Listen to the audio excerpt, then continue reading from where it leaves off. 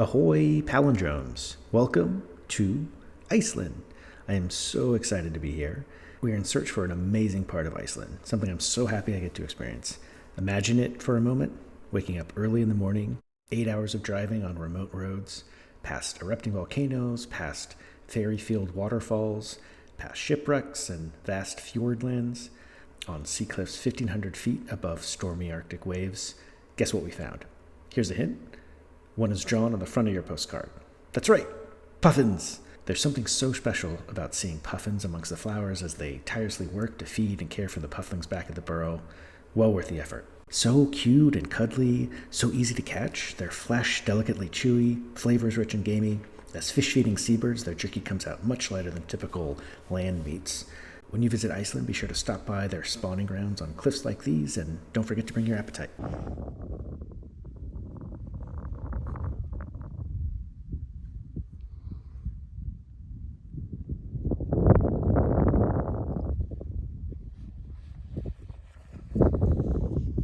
Hey palindromes, I am, of course, kidding. I do not hunt, track down, kill, and then eat any puffins. Sadly, they weren't in season. I'm at the westernmost edge of Iceland over here, in I think it's called the West Fjords, and all the birds are gone. We saw one puffin the whole time we're here on these cliffs. So, no cute puffins to watch, but the cliff views are pretty spectacular. Let me show you. Do it!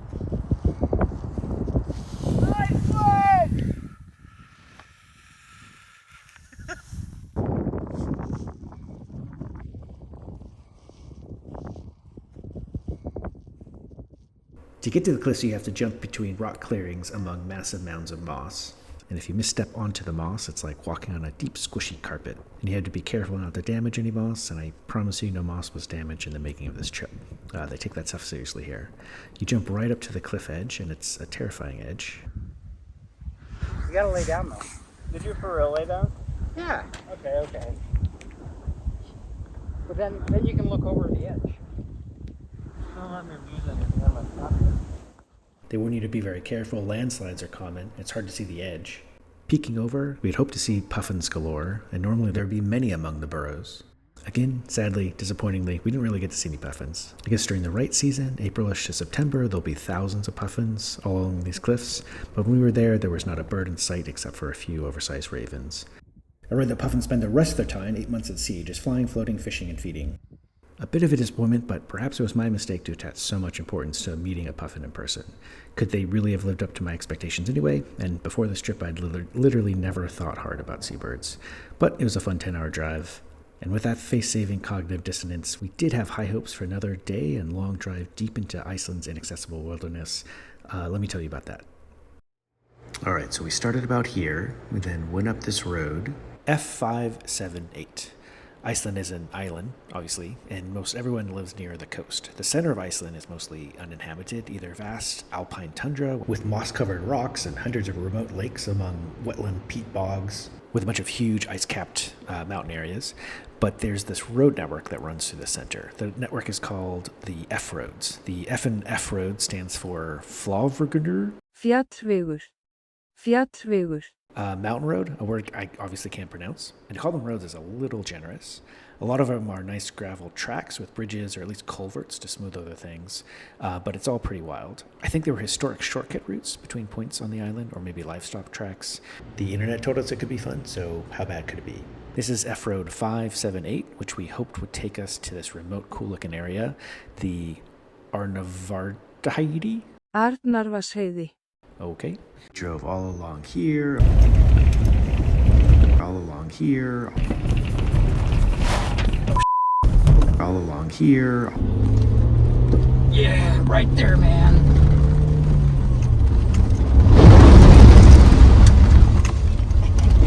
All along here, up to this lake. At that lake, there's a livestock gate, and then the road continues. Well, not exactly a road, but more like a gravel path. On satellite pictures, you could see this kind of pixelated path, and then some maps actually show the track forward. It takes you east over these kind of muddy, ruddy ruts over to an intersection here, then down to this intersection, over to the F35. Right, that was the plan anyway, but back over here at the lake, where we got started on the new path, the road gets a little tenuous, but we were driving very responsibly through creek crossings, muddy bits, and rocky sections. We approach everything with great care and caution. Somewhere about here, we somehow managed, I don't know how, but yeah, we ended up getting our first flat tire. And we're obviously very capable, handy people, so we fixed that very quickly.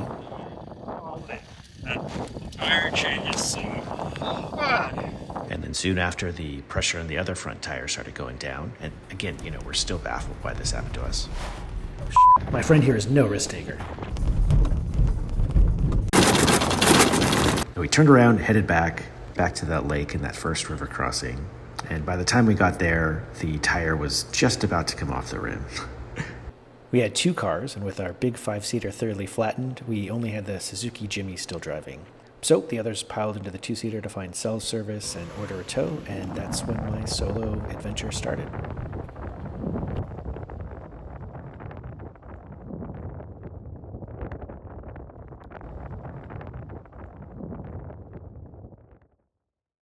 But first, before I tell you whether or not I survived, I need to show you the Kolapostis, the Kolport. It's a Reykjavik weekend flea market.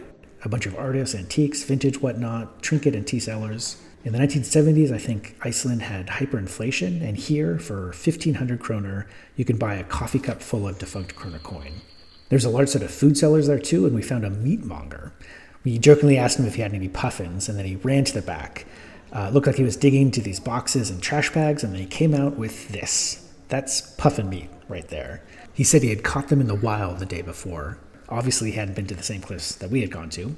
While we were waiting, this long line had formed, and I apologized to take so much of his time without buying anything, and he said, no worries, he likes to look busy, and a long line is good for business. This was the puffin meat line when we left. Right, let me also tell you about Icelandic magic hour. Magic hour is that special time near sunrise or sunset when the sun is just above the horizon. The light passes through more of the atmosphere, turning everything golden. Skin tones look amazing, and everything feels a little more cinematic. In Iceland, because it's so far north, magic hour lasts much longer than anywhere else I've been. We're out here in the freezing cold, just hanging out by the river, playing with rocks. You'd think some sort of art house cinematographer shot it. No filters here. The aircraft were utilized in Iceland. We visited a museum of Icelandic sea and aircraft, or at least I think that's what it was. It had closed 2 days before we arrived, and so we just walked around, peeking through the windows. Oh, hey! Hey, buddy! There was an old Soviet Aeroflot airplane that looked really cool. See the sickle there? Carefully preserved Honda Civic from the 1980s for some reason.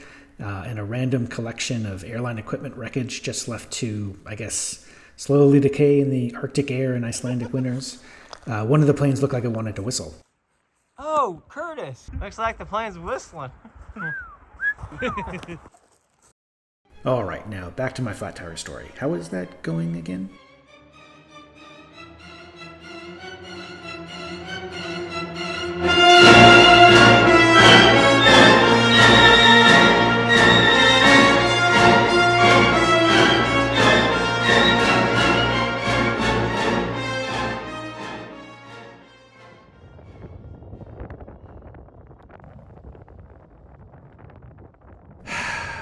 Ah, yes, I've been left for dead in the Icelandic highland wilderness.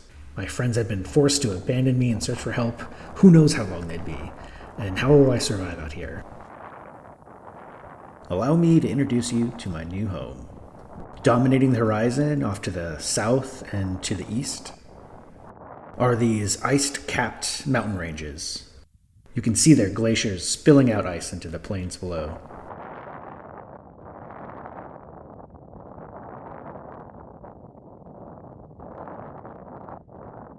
Off in the distant landscape is Eiríksjökull, I think. I don't know.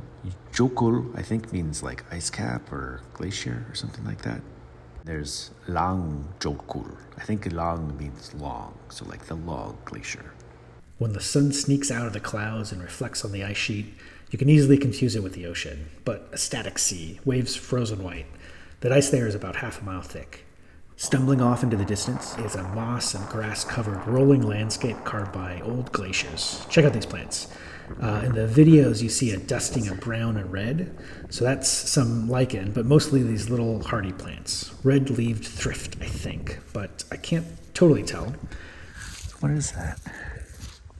Me for 3 hours. I saw one of these without the flowers.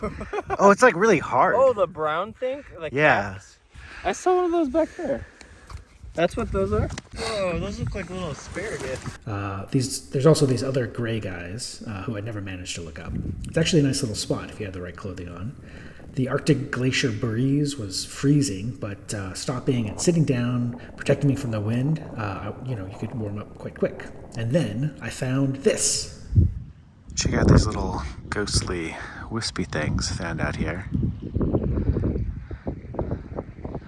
They're like really sturdy, pretty little things. Very cool. And then the other cool thing, check this out. Whoosh. This mud hut is in fact a national treasure. It's called, I've been practicing my Icelandic here. Hliðskjálf. A famous Icelander wrote a poem about the place, Sheepfold Tarn, or Réttarvatn. Réttarvatn. Which I think is the name of the small lake I showed you. I'll see if I could recite for you the poem he wrote here.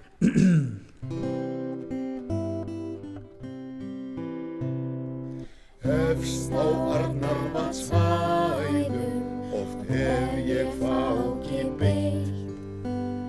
Þar allt þakið vötnum, þar heitir Réttarvatn eitt. The song version's over a minute here, so I'll spare you all that. But, video stories like this are fun to make, but it's hard to describe how a place makes you feel in person.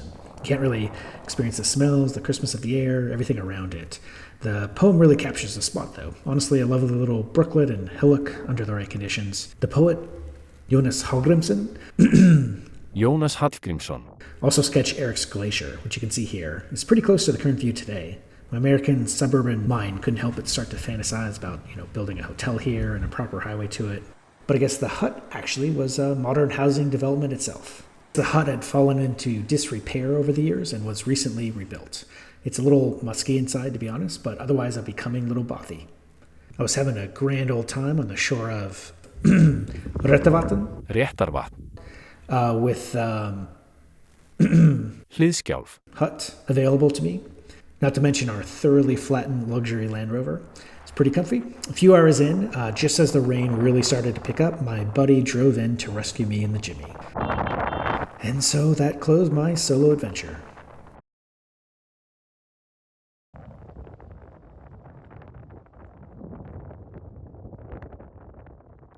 So just to recap, we looked for puffins and only found plushies and meatmongers.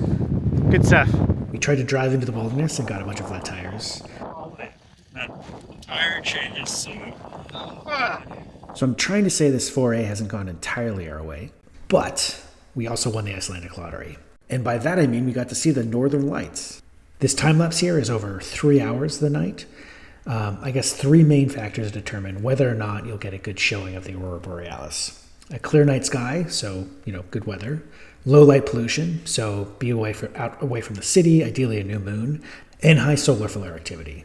Iceland being Iceland, they have a nice web app where you can see current conditions and a model forecast, including 3 layers of cloud cover wherever you are in the country and a solar activity index. On our last night, we got to see this. Now, is the sky supposed to look like a chemical blaze? Bright green and purple bands of light dancing above me everywhere. A little scary. I remember being a little nervous. Is it actually safe to be out here in this? I'm sure locals are used to it, but seeing it for the first time, it definitely feels like some sort of strange magic. Oh, and we did also win the actual Icelandic lottery. My risk-taker buddy had a few scratchers that paid off, and he left them as a tip at an airport cafe. Right. So how do we tidy this up? What did we learn here exactly? There's this idea that parts of the real world, dramatic scenery, experiences that leave you in awe, they can make you feel minuscule and inconsequential. They might even leave you a little scared. And at the same time, that can feel profoundly meaningful and integral. Well, they have some of that here. With all the remoteness, the harsh weather and rough seas, volcanoes, massive ice sheets, vast fjords. Talk about a people who manage to thrive in a challenging environment. really puts my tiny annoyances back home into perspective. Why can't I stop thinking about that dumb thing I said 6 months ago? As you roam around here, day in and day out, you're always finding something to write home about. A flat tire in the wilderness leads me to an amazing poem. Great news, everybody! Check it out! The sky's on fire tonight. I've never had a sheep stare me down on a highway in front of a volcano before. And now, let's all be honest about this. No doubt part of it was Iceland thinking, so some people think this place is pretty, so let's get those people's money. And more importantly, we learned that when you visit, if you really want to see puffins, stop by any reputable Reykjavik meat market. Well, I hope you had a lovely time, and thanks for letting me use this video as an excuse not to just take hours of vacation videos only to sit on some hard drive forever unwatched.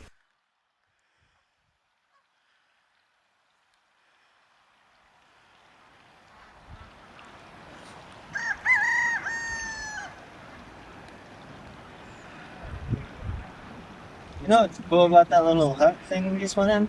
So many things, I but could what go are to you a thinking of? gas station in Kenosha and I can't find a single seltzer.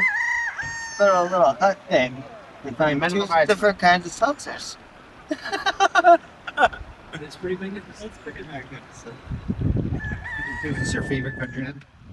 Well, that hut's pretty damn good. Even it.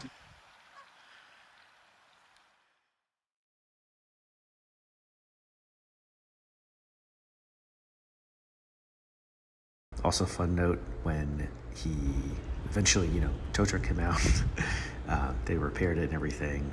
They billed the rental car company for like 4 or 5 flat tires. So Zsolt got 2 to 4 flat tires. Who knows how? I'm sure it's just an act of God.